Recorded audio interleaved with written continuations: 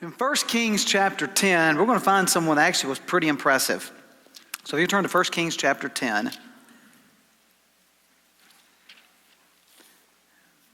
what Solomon does is impressive. There are actually two things that the text talks about, his wisdom and his wealth. So in the first 13 verses, it talks about the wisdom of Solomon. The Bible says, "Now when the queen of Sheba heard of the fame of Solomon concerning the name of the Lord, she came to test him with hard questions. She came to Jerusalem with a very great retinue, with camels bearing spices and very much gold and precious stones. And when she came to Solomon, she told him all that was on her mind. And Solomon answered all her questions. There was nothing hidden from the king that he could not explain to her. And when the queen of Sheba had seen all the wisdom of Solomon, the house that he had built, the food of his table, the seating of his officials, and the attendance of his servants, their clothing, his cupbearers, and his burnt offerings that he offered at the house of the Lord, there was no more breath in her." Now, where in the world is Sheba?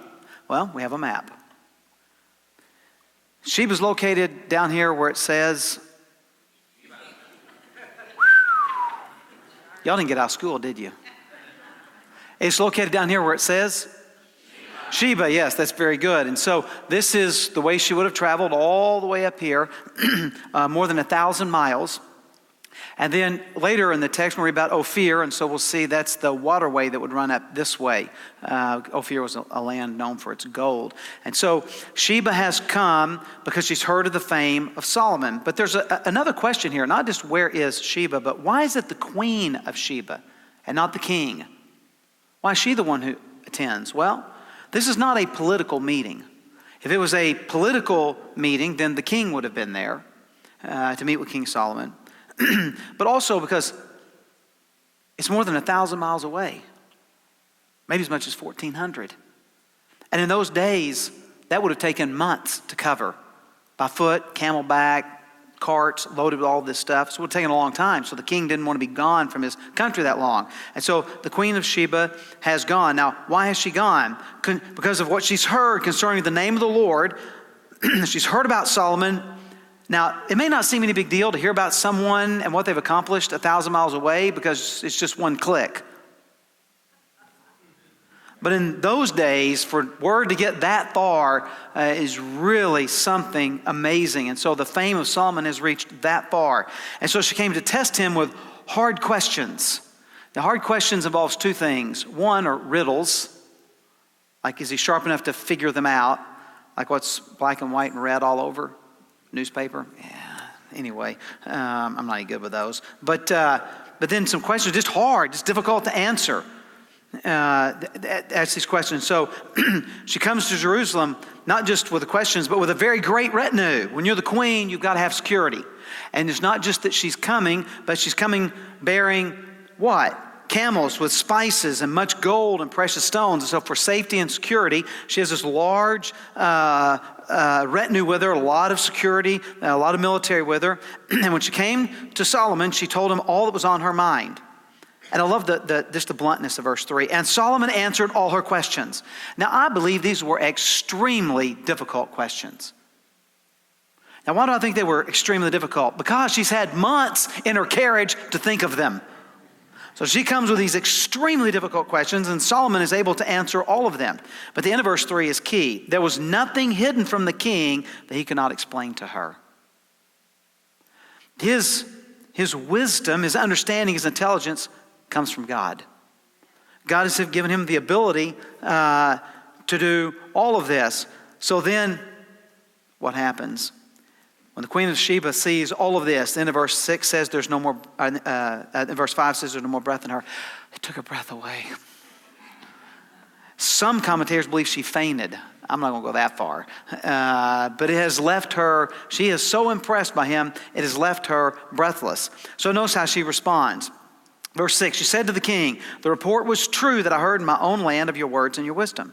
But I did not believe the reports until I came and my own eyes have seen it. And behold, the half was not told to me. Your wisdom and prosperity surpassed the report that I heard. Happy are your men. Happy are your servants who continually stand before you and hear your wisdom. Blessed be the Lord your God who has delighted in you and set you on the throne of Israel. Because the Lord loved Israel forever. He has made you king that you may execute justice and righteousness." Man, she's just pouring out the compliments all over Solomon. She's impressed. But not only is she impressed, she pays him. Not just with compliments, but with money. She gave the king 120 talents of gold.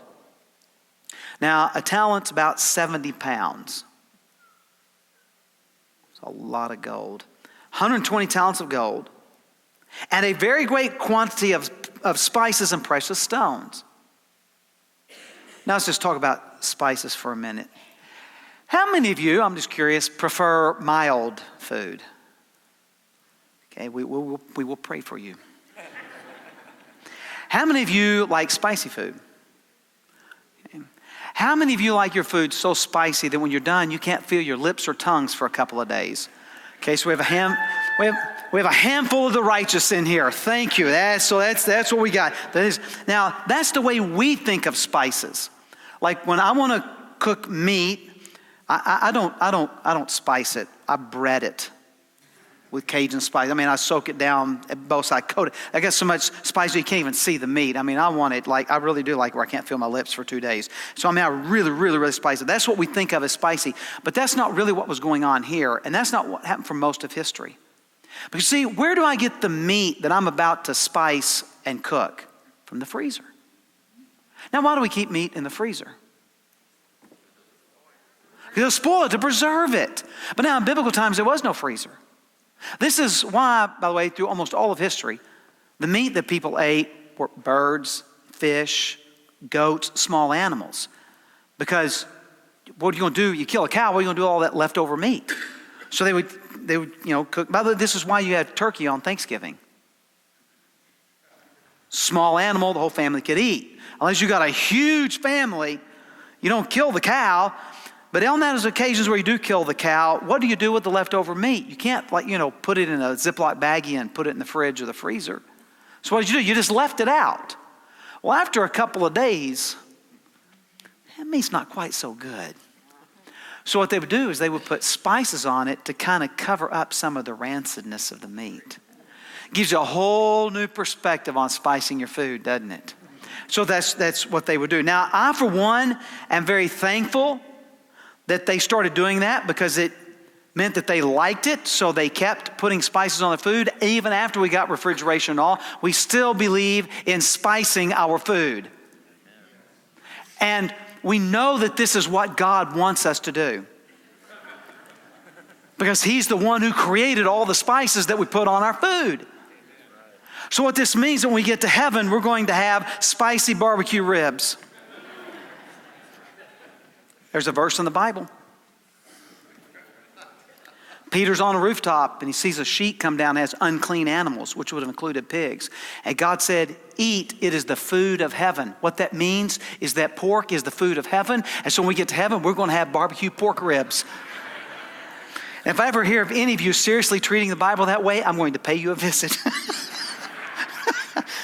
So these spices are like to cover up with the meat's a few days old. So she brings all of these spices, and then she brings precious stones, and she gives all of this. As a matter of fact, the end of verse 10 says, never again came such an abundance of spices as these that the Queen of Sheba gave to the King of Solomon. She has poured out the compliments, poured out all this money on him. And then we get this interesting statement in verses 11 and 12 that doesn't seem to fit.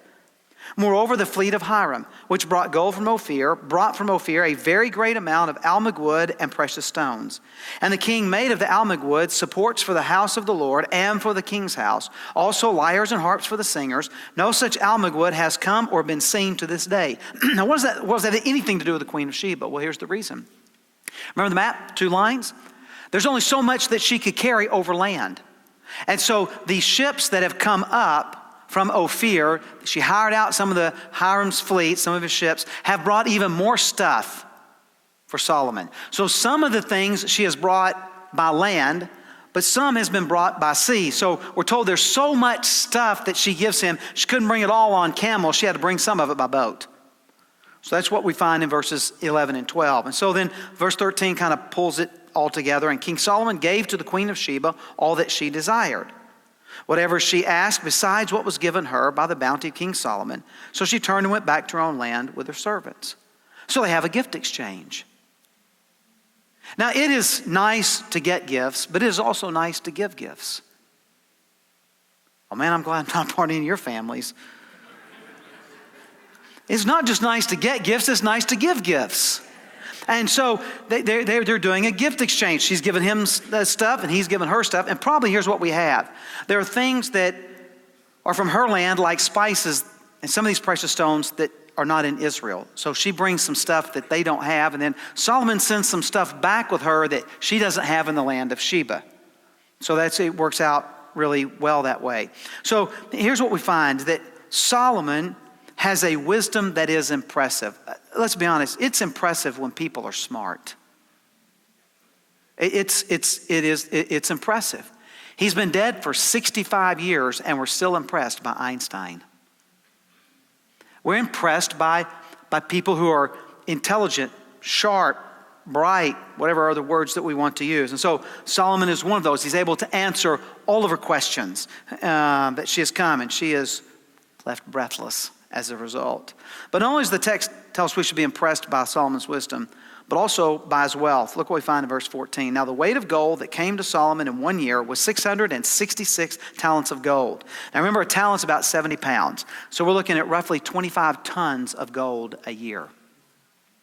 Now let me hasten to add, this is not evil gold because it's 666. All right? It's just giving us the number. It's not an evil number here. So, oh yeah, that's the devil's gold. No, it's not like that. It is a massive amount of gold. But that's not all the gold he got. Verse 15, besides that which came from the explorers and from the business of the merchants and from all the kings of the west and from the governors of the land.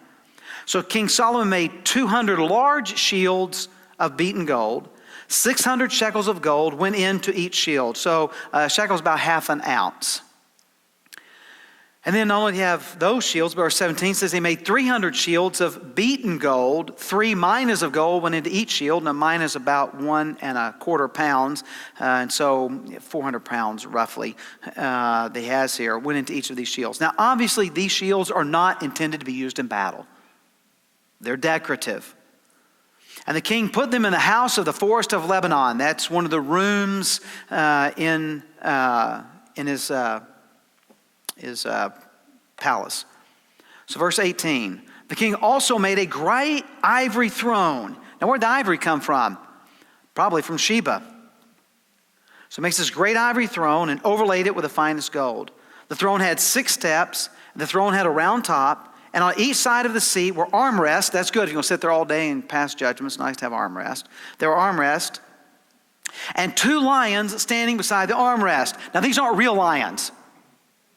They're not there to execute justice. You know, the king says, she's guilty, take care of her. Yeah, that's not. They're obviously carved lions made out of either ivory or gold or both. And so we have one on each side of the throne.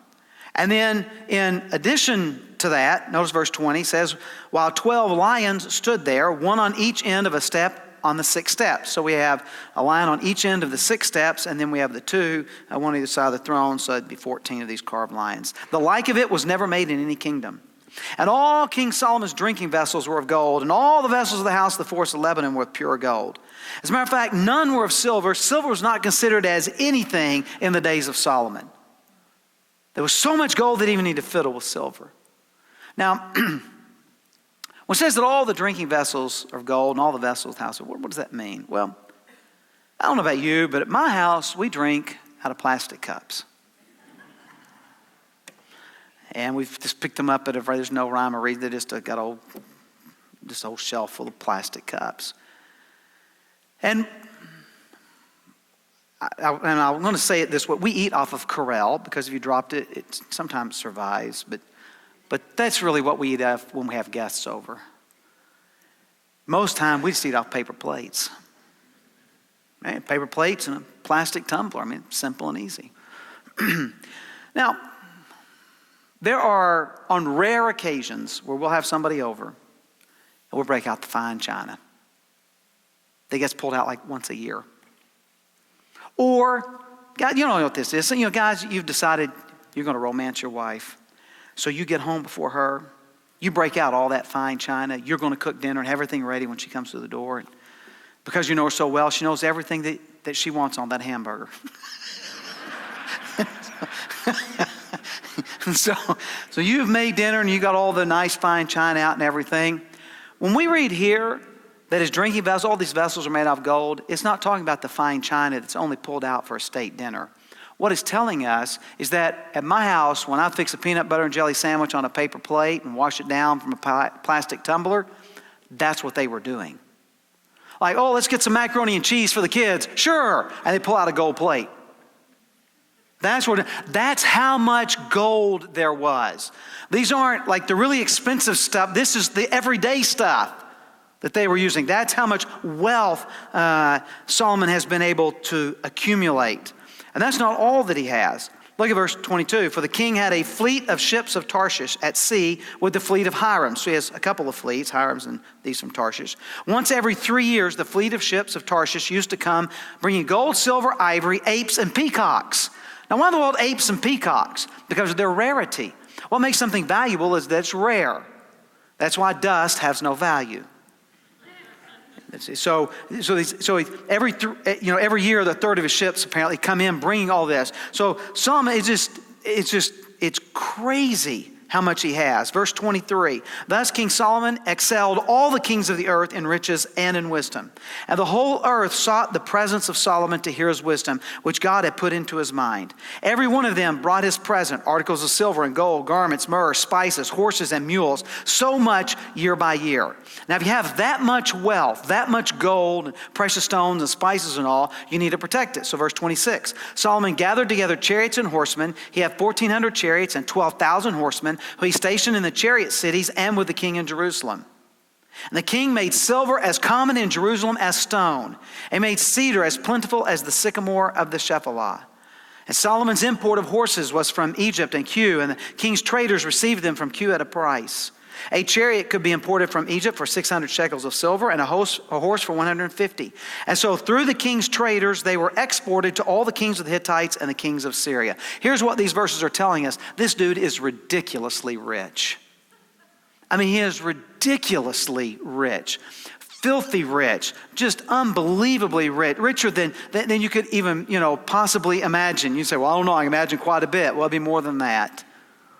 I mean, that is how much that he has. But I want us to understand, this isn't just about Solomon's wealth. Because he's the king, as he accumulates this wealth, it is also a blessing and a benefit to the nation. When things go well for the king, things go well for the kingdom.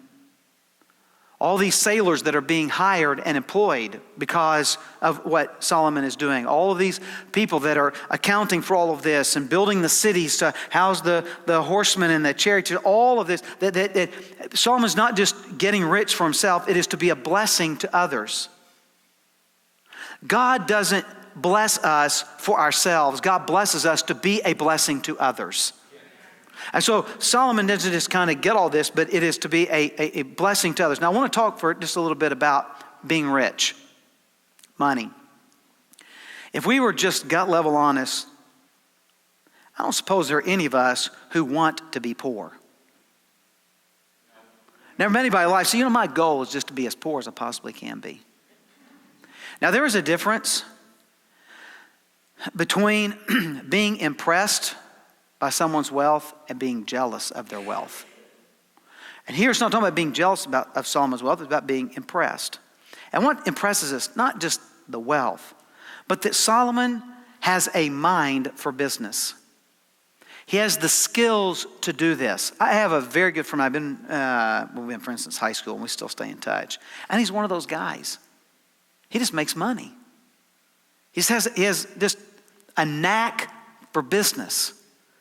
I mean, sometimes I'll talk to him and he'd say, oh yeah, he started some new business venture. And they all seem to succeed.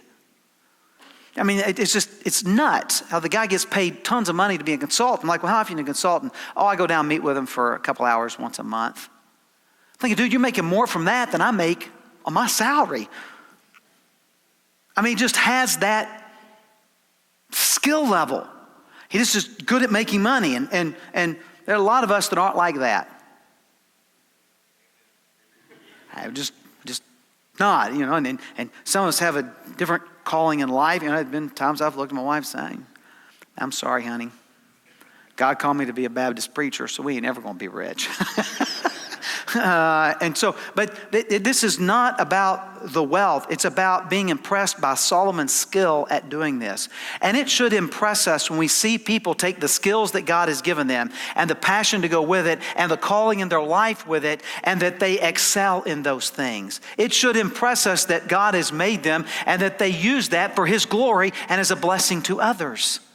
And it's not, this happens to be about business, but people who have talents and skills, they have artistic abilities, or they have leadership skills or teaching skills or whatever it is, they have skills that God has given them, and God has given them a passion to use them, and they use them for the glory of God and for the blessing and benefits of others. I'm going to take a wild crack at this, that there's nobody in here that's sharp enough to have invented the cell phone. Now, I'm aware that Al Gore was sharp enough to invent the internet. But the fact that somebody has that kind of mind, those kind of skills, is a blessing and a benefit for us. When you go and get in a car, Henry Ford was sharp enough and had the foresight and just the ability to see that, doing a manufacturing line would dramatically reduce the time and cost of automobiles to make them affordable for people. It's been a blessing and a benefit to us. There are a lot of things in life that we are the beneficiaries of someone taking the skills that God has given them, the passion that they have, and then following that in the calling that God's given. I want you to hear what I'm saying. When we talk about God calling somebody, we don't just mean calling them to be pastors or missionaries. We're talking about everybody who is a follower of Jesus Christ. God has given you skills and a passion, and God has called you in your life to use that for His glory and for the blessing on others. It is not for you, it is for others that God has given it to you. And it impresses us when we see people who have skills and talents and abilities that God has given them, and then they have a passion, and that they use that in the area that God has called them to for God's glory and to be a blessing to others. And so my challenge to you is, look at your life and say, what has God skilled me to do? What is the passion that God has given me? And how has God called me to use those for His glory and to be a blessing to others? Because that's what's impressive about Solomon. If we want to live lives that are impressive, we need to take what God has given us and we need to use it for His glory and to be a blessing to others. This is where you say amen. Unless you're sitting there with no idea. If not, then you need to spend a little time on your knees in prayer. So Solomon is impressive because he has taken what God has given him and he has used it for the glory of God, and he's used it to be a blessing to others. But there's somebody even more impressive. Jesus. Why is Jesus impressive? Because Jesus took what God gave him, the passion that he had for the glory of God, and the call in his life, the purpose for which he was here, and he used them for the glory of God. And I stand as one who has been blessed eternally by what Jesus Christ has done. And so we see him as the ultimate example of what it means. Jesus didn't come for wealth, he came to give us life. Jesus didn't come to give us cell phones. He came to give us forgiveness. Jesus himself said in the Garden of Gethsemane, this is really not what I'd like to do, but this is what I've been called to do. And so my passion, my drive, my all absorbed focus on doing your will, I will do what you have called me to do. And so Jesus went to the cross and died a substitutionary death for us. And that impresses us because that is what God called him and sent him to do for us. And on Sunday morning, he rose again from the grave. Jesus impresses us because of all people who have ever lived. Jesus was exactly what God called him to be and did exactly what God had called him to do. And it is to the glory of God and to the blessing for us that Jesus did that. We are impressed by Jesus, and it calls us to do the exact same thing. Take what God has given us, married to a passion to use it for God's glory and a blessing to others, and then to see where God has called us and to use it in that way. That's what's impressive. That's what's impressive. We take what God has given us, use it for his glory and for a blessing to others, because this is exactly what Jesus did. There are a lot of people in the Bible that impress us who have done this. Solomon, Paul, Esther, so many. But ultimately, Jesus is the most impressive. If someone was to ask you, what's the most impressive thing you've ever done? I hope your answer is, I took what God gave me and what He called me to do, and I did it for His glory and to be a blessing to others. That's the most impressive thing we can ever do.